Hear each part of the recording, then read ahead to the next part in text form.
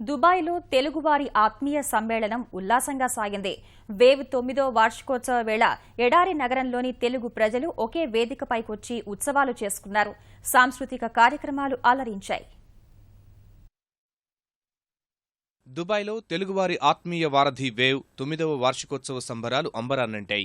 రషీద్ ఆడిటోరియంలో మే 27న జరిగిన ఈ వేడుకలకు శాసనసభాపతి కోడెల శివప్రసాదరావు ముఖ్య అతిథిగా హాజరయ్యారు. అలనాటి అందాల తార రాధ, వెయిట్ లిఫ్టింగ్ మాజీ క్రీడాకారిణి కరణం మల్లీశ్వరి, మిమిక్రీ రమేష్ ఈ కార్యక్రమంలో పాల్గొన్నారు. రోహన్ సాయి గణపతి స్తోత్రంతో ఉత్సవాలు ప్రారంభమయ్యాయి. రాధ జ్యోతి ప్రజ్వలన చేసే సాంస్కృతిక కార్యక్రమాలను ప్రారంభించారు. ముందుగా లక్ష్మీ కామేశ్వరి ప్రార్థనా గీతాన్ని ఆలపించారు.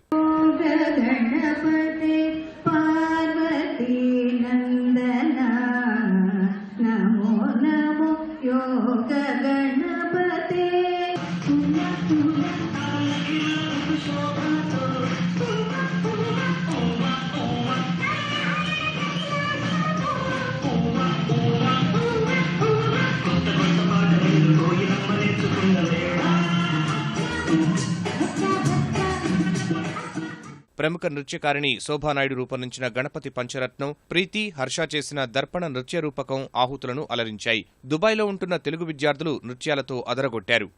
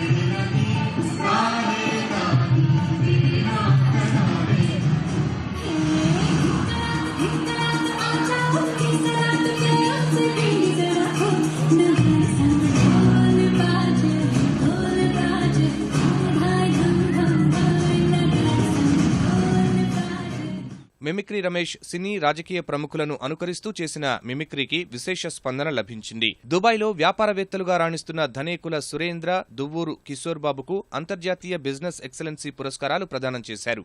భారత్లో వ్యాపారాలు చేస్తూ విజయం సాధించిన 5గురికి అవార్డులు ప్రదానం చేశారు.